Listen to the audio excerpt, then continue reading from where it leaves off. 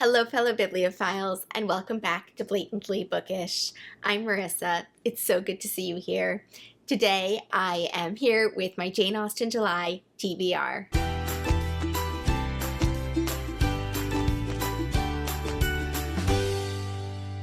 If you're as excited for Jane Austen July as I am, you'll know how hard it is to narrow down a TBR.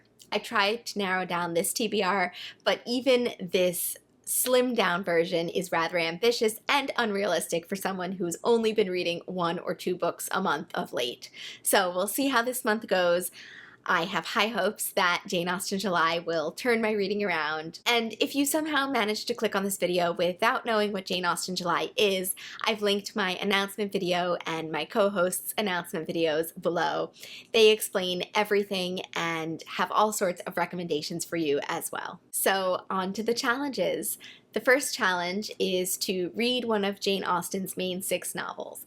And for this, I am going to go with Sense and Sensibility, which is the group read-along.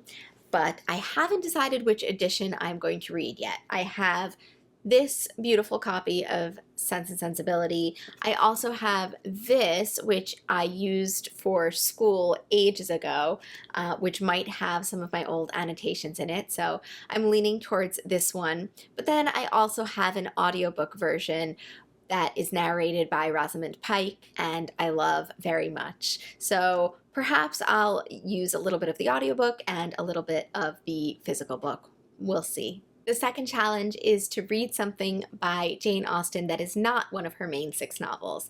And for this, I am also going to go with the group read-alongs, and those are Sanditon and the Watsons, Jane Austen's 2 unfinished works.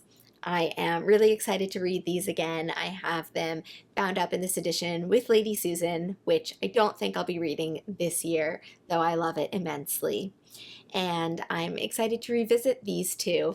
I haven't read them in a few years now, and I remember liking the Watsons better than Sanditon, but I also found Sanditon very interesting as it was the work that Jane Austen was actively writing when she passed away. For the third challenge, to read a nonfiction work about Jane Austen or her time, I have quite a few choices. One of the contenders for this challenge is Gentlemen of Uncertain Fortune: How Younger Sons Made Their Way in Jane Austen's England by Rory Muir. I heard about this on Claire Fenby's channel. She has some wonderful Jane Austen content, and she made this book sound so interesting. Younger sons in Austen's time were usually left with very little inheritance and had to make their own way financially. This book offers an exploration of the opportunities and career paths offered to younger sons.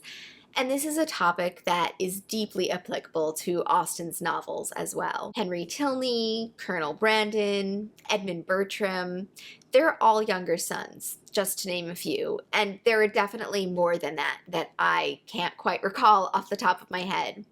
It would be fun to read this book and to see how perceptions or attitudes towards younger sons are portrayed in Austen's books in relation to how they were generally perceived in Regency society. Another contender is Jane Austen and the Clergy by Irene Collins. This book talks about members of the clergy in Austen's time period, in her own life, and in her novels as well. Austen's father was a clergyman. 2 of her brothers were as well, and she had multiple cousins who were clergymen too. So naturally, her perspective on the clergy and how she writes about them is an important topic of conversation. This book looks at Jane's own background as well as explaining the clergy in her novels, from Henry Tilney to Mr. Elton, and even more minor characters like Dr. Grant from Mansfield Park. It looks at their education, their houses, their families, and class status, as well as their morality and their beliefs. This book sounds amazing. I was so lucky to find it at a library sale a few years back. I just worry that it will be too dense for me to absorb at the moment and perhaps should be saved for a later date, but I'm not sure. The last book that I'm considering for this challenge is Jane Austen's Wardrobe by Hilary Davidson. If it wasn't clear from my other choices for this challenge, I love social histories. I love looking at history through specific lenses, and my two favorite ways to learn more about the past are actually through food and through fashion. Hilary Davidson is a dress historian who writes all about Jane's wardrobe. She looks at Austen's letters and her surviving articles of clothing to portray a version of Austen that is thrifty but also very aware of the latest fashion trends. It sounds like a fascinating read and another way to get a more accurate picture of Austen herself. The fourth challenge is to read a retelling of a Jane Austen book or a work of historical fiction set in Jane Austen's time. And no surprise, I have a few choices for this as well. My first choice, and probably my priority for this challenge, is The Late Mrs. Willoughby by Claudia Gray. I fell in love with the first of Claudia Gray's Austen mystery books, The Death of Mr. Wickham, and I cannot wait to go back into her interpretations of these characters and to revisit her brilliant sleuths. The future children of two of the couples that get married at the end of Austen's novels are the detectives in this series, and I love watching them solve their murders of the other Austen characters. I find Claudia Gray's renditions of famous Austen characters to be refreshing, keeping in tune with my own imaginings and also getting me more excited about rereading the originals. This book I know that I can take out from the library, so hopefully I'm able to do so before Jane Austen July starts and I can really get into this sequel. My other choice for this challenge is another sequel, and that is The Unexpected Past of Miss Jane Austen by Ada Bright and Cass Grafton. And this is the sequel to The Particular Charm of Miss Jane Austen. So the first was a really fun adventure about a Jane Austen lover named Rose, whose new neighbor turns out to be the actual Jane Austen on a time travel adventure. Rose ends up helping Jane get back to her own time to preserve a reality where Jane's novels exist. I know it sounds really gimmicky and cliche, and some things about it definitely were, but I did really enjoy certain aspects of it. The characterization of Jane only partially worked for me, but it didn't upset me too much. I really loved the premise of Rose meeting her American friend, who she originally connected with on the internet for the first time in real life. I'm sure you can appreciate why that would appeal to me, of all people. But most of all, I loved how the book explored Jane's impact on individual readers' lives. The ending of the first book foreshadows another time travel adventure where Rose visits the Regency era. So that should be a lot of fun if I get around to it. Another option is Jane and the Unpleasantnesss at Scargrave Manor by Stephanie Barron.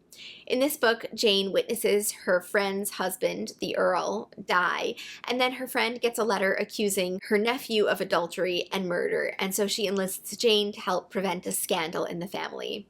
This one comes highly recommended by Heather from Fresh Parchment, who also got me The Unexpected Past of Miss Jane Austen, by the way.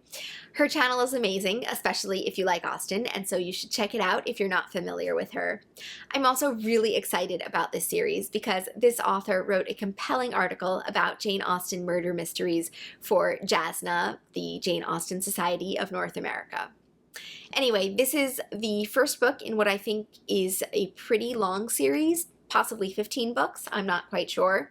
So I have to decide if I'm ready to take on another series. And then I thought that perhaps I should pick up something by Georgette. She is an author that I have had recommended to me time and time again, but have never read. And I picked up this copy of Sylvester at a book sale and thought, well, maybe now is the time. She writes Regency romances, and this one is apparently a play on the Gothic genre and features a main character who ends up marrying the exact type of tyrannical man that she ran away from home to avoid. So it sounds like a decent premise and like perhaps potentially a good place to start with Georgette. If you're familiar with this author and a fan of her, I would love to hear in the comments below what you think is a good starting point with her. And the last one that I will include on this list is Miss Austen Investigates by Jessica Bull. Katie from Books and Things said she thinks that I'll really like this one. All I know about it, though, is that Jane Austen is an amateur detective and that it's also called The Hapless Milliner. Perhaps that's its British title or its like subtitle in the US, I'm not sure. I do know that it is the first in a series, but I don't think that the second book has been published yet. And I also know that I can get it out of my library, so I may do just that. The fifth challenge is to read a book by a contemporary of Jane Austen, somebody who published between 1775 and 1817. I really enjoyed reading Richard Brinsley Sheridan's play, School for Scandal, last year, so this year I thought I would read a different play by him called The Rivals. I honestly don't know much about it, but it's a comedy of manners that takes place in Bath. I'm hoping to be able to listen to this one on audiobook. I really enjoy listening to plays rather than reading them in print. They're meant to be performed, so in lieu of finding a video of a performance, the audio really does work best for me. The sixth challenge is to watch a direct adaptation of a Jane Austen book. And for this one, I am definitely going to watch the 2008 Sense and Sensibility. I absolutely love that adaptation, and I can't wait to watch it, this time hopefully with my husband after he reads Sense and Sensibility for the first time. So I'm very much looking forward to that, and perhaps I will also watch Sanditon again. I watched the first season only, and I enjoyed it, but did not have a desire to go on to the second season. But perhaps I can watch Sanditon while reading Sanditon and maybe make a video or something about that. We'll see. It seems pretty ambitious for this month for me, but it is something I've wanted to do for a while. So we'll see where the month takes me. The seventh challenge is to watch a modern screen adaptation or retelling of a Jane Austen book.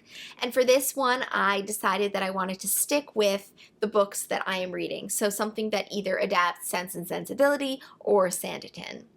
The first thing that I found is called Sense and Sensibility, but like sense like smell, so S-C-E-N-T-S. I'm not sure what that's about, but it seems like a really cheesy kind of retelling, very light and fluffy. And there's also From Prada to Nada, which seems like it's in the same vein. I also love Eleanor and Marianne Take Barton, the web series, so maybe I'll watch that again. And I also found the Project Dashwood web series. These are all Sense and Sensibility adaptations. But while I was searching web series, I did find something about Sanditon. There is apparently a Welcome to Sanditon web series, so perhaps I will watch that. I wonder how much it'll cover, if it'll make a new ending. I have no idea, but it could be fun to check that out. So anyway, that was my very long and ambitious TBR. I am so excited for Jane Austen July. I do have my priorities from this list, but I would love to hear from you. What of what I mentioned would you highly recommend? What do you think should be my priority? And what are you reading for Jane Austen July? I would love to hear in the comments down below. And until next time, I look forward to seeing you in another bookish video very soon. Bye!